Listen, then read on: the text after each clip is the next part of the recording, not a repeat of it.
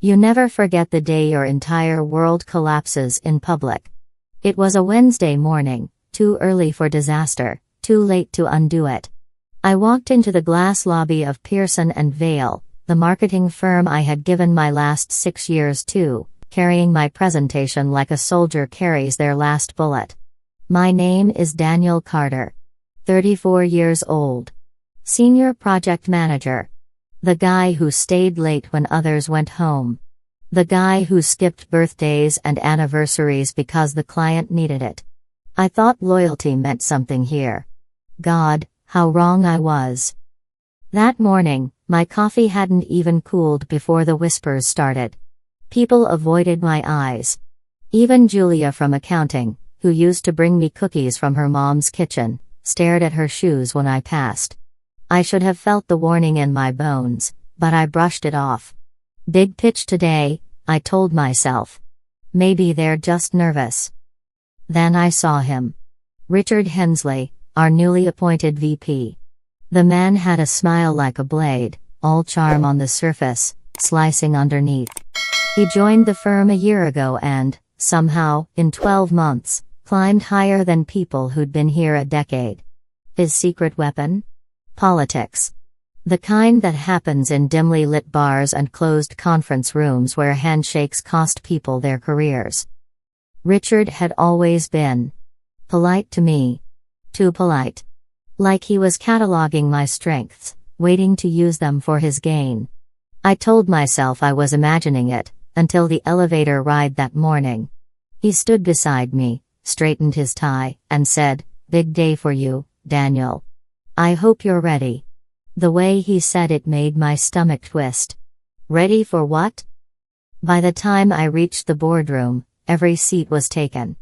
My seat, the one with my nameplate, was gone. In its place sat Lauren, one of Richard's protégés. She didn't even look up. Just tapped her pen like she owned the air around her. "Daniel," Richard said smoothly, "why don't you stand at the front?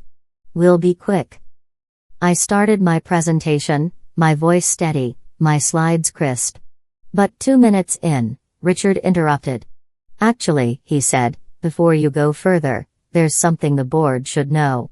He clicked a button, and suddenly my work, my entire campaign, was on the screen. With Lauren's name on it. Every idea, every strategy, every sleepless night I'd poured into this project, stolen and rebranded. My mouth went dry. "That's my..." "No," Richard cut me off, his tone dripping with manufactured pity. "Daniel's been underperforming. Lauren stepped up to save this account.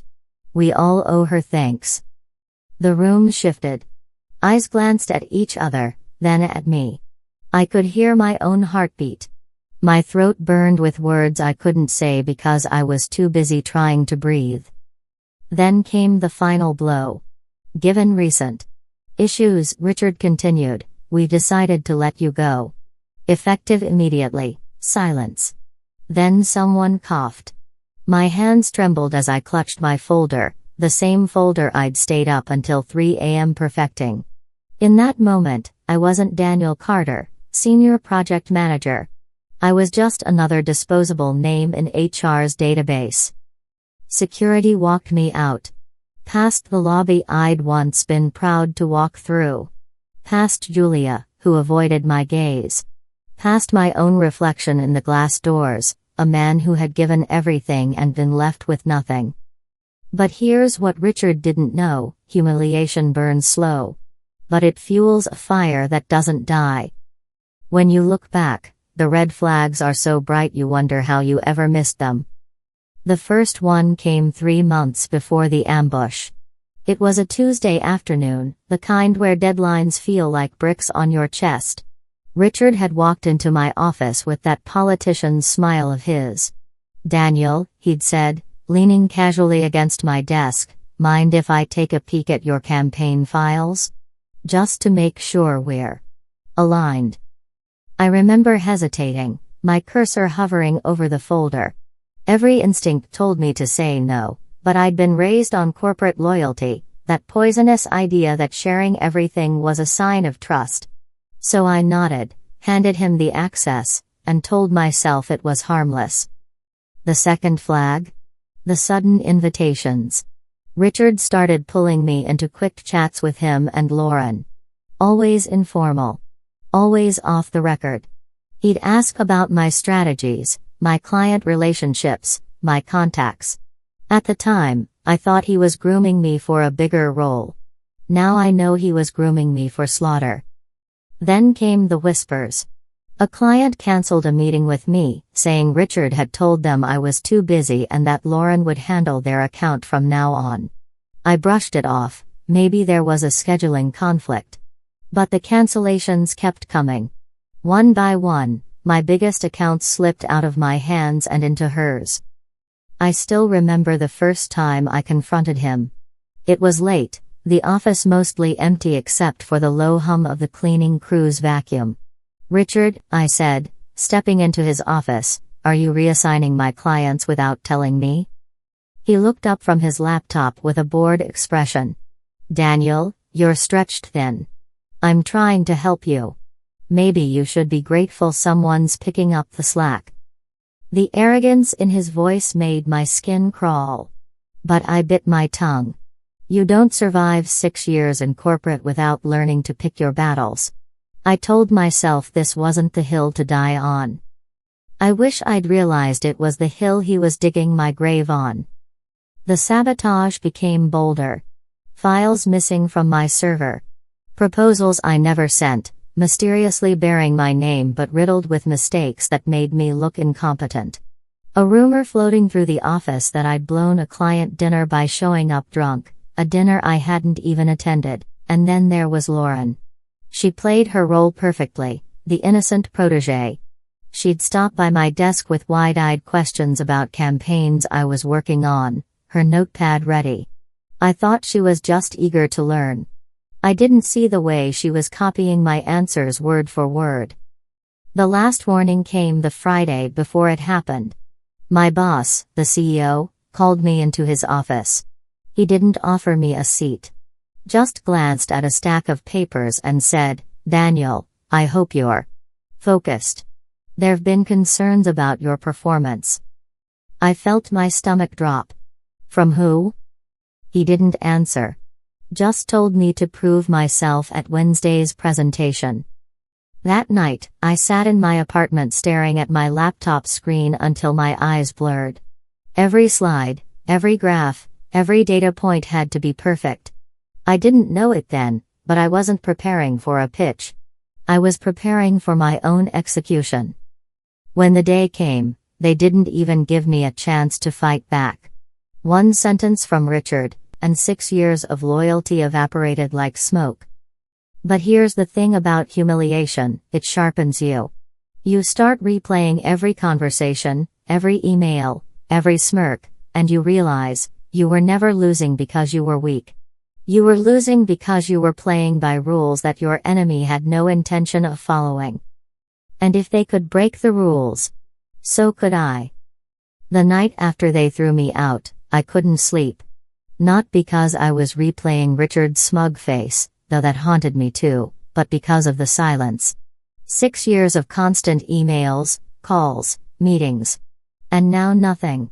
My phone sat on the nightstand, dead quiet, like even the world had decided I wasn't worth its time anymore. I tried to distract myself. I made coffee. I walked around my apartment.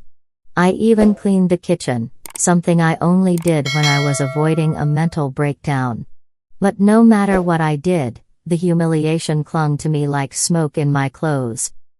By 2 a.m., I found myself staring at my laptop.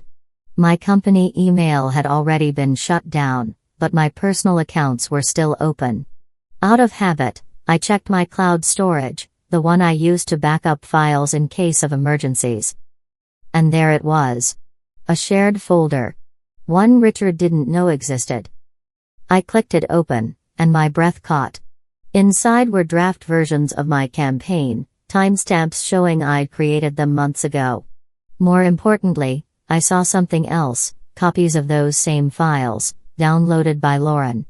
Each one had her digital fingerprint, the exact date and time she'd accessed them, right before they appeared under her name in company records. It was like finding a single thread on a dark floor and realizing it was attached to an entire web. I dug deeper. Transaction receipts. Email exchanges between Richard and Lauren that I'd accidentally been CC'd on back when we first worked together, nothing damning on their own, but now, with context, they read differently. She'd been feeding him my ideas for months, and he'd been orchestrating the client transfers behind my back. And then came the jackpot. An expense report, filed under the company's card, showing a $14,000 business retreat in the Bahamas.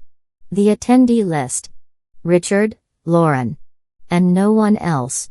They hadn't even bothered to hide it, just labeled it as strategic planning. For the first time in 48 hours, I smiled. It wasn't a happy smile. It was the kind of smile that comes when you realize the people who destroyed you had been sloppy enough to leave their fingerprints all over the knife. Still, I didn't have enough. Not yet. I needed something that would not only prove they'd stolen from me, but also turn the board, the same board that had sat there and watched me be humiliated, against them. That's when I remembered something Richard had said in one of our mentoring sessions: the board hates surprises. Unless they're the ones delivering them. Fine. I'd give them a surprise. One they'd never forget. I spent the next week doing nothing but digging. I called old clients under the guise of checking in. Many of them had switched to Lauren, but not happily. I asked questions, took notes, collected every little grievance. One client even forwarded me an email where Lauren had used my old presentation, word for word, without changing the file metadata. Piece by piece, I was building a case. Not for HR. Not for the police. This was something bigger. Because somewhere between the sleepless nights and the cold coffee, an idea had taken root: wild, dangerous, impossible. If I couldn't work at Pearson and Vail, maybe I could own it. Owning Pearson and Vail sounded insane. Until it didn't. The truth was, the company had been bleeding money for years. Richard's flashy leadership style might have impressed the board short term, but clients were quietly slipping away. I knew the numbers. I'd managed those accounts long enough to see the slow leak in revenue. And now, thanks to my little treasure trove of evidence, I had leverage. I started with a phone call to a man named Charles Davenport.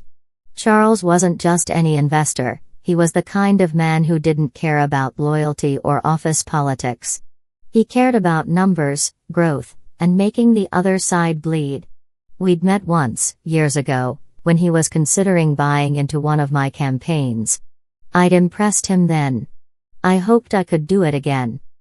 "Daniel," he said after I laid it all out, "are you telling me Pearson and Vail is being run by a couple of thieves?" I didn't answer directly. "I'm telling you they're about to crash the ship, and I know exactly how to steer it back, with the right captain." By captain, of course, I meant me. Charles didn't laugh. He just asked for the numbers. I gave them to him: client losses, overblown expenses, stolen IP. By the time I finished, I could almost hear him smiling through the phone. 2 weeks later, Charles had quietly bought a controlling share in the company. And the moment the ink dried, he named me interim CEO. Interim. But with full authority. Walking back into that building was like stepping onto a stage where everyone knew the last act had ended in my public execution. The stairs followed me to the elevator, but this time, I didn't look away. This time, I let them see me. The boardroom was full when I arrived. Richard sat at the head of the table, grinning like a man who thought the meeting was about something else entirely. Lauren was beside him, flipping through a folder like she was auditioning for Executive of the Year. "Daniel," Richard said, his voice oozing condescension, "so nice of you to visit. What brings you?" I didn't let him finish.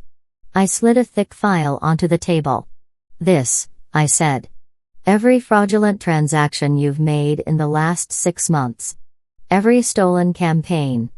Every client complaint that's been buried." Lauren's smirk faltered. Richard's eyes narrowed. And before you start denying, I added, let's just watch this. I hit a button on the remote, and the screen lit up with an email trail, her metadata, his approvals, expense reports with their names splashed across the top. Gasps rippled through the room. This is absurd, Richard started, but Charles, sitting quietly at the far end of the table, finally spoke. No, Richard.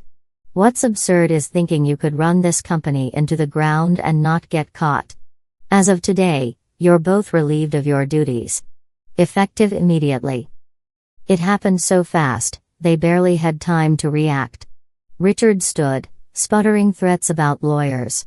Lauren grabbed her bag and stormed out, her heels clicking like gunshots on the tile. When the door closed behind them, I let the silence hang for a moment. Then I took Richard's old seat. All right, I said, looking at the rest of the room. Let's get back to work. The satisfaction wasn't in the power. It wasn't even in seeing their faces when the hammer came down. It was in knowing that the same room where they'd humiliated me was now the room where I'd taken everything from them. And trust me, I wasn't done yet. Taking the CEO's seat didn't magically erase the 6 years of late nights, backstabbing, and the humiliation of being walked out in front of my colleagues.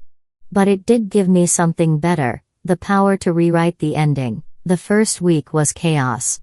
I went through every department, ripping out the rot Richard had left behind. Fake expense accounts? Closed. Bloated contracts with no deliverables? Terminated. And, perhaps my favorite moment, calling the clients Richard and Lauren had stolen from me, one by one, to tell them they were welcome back.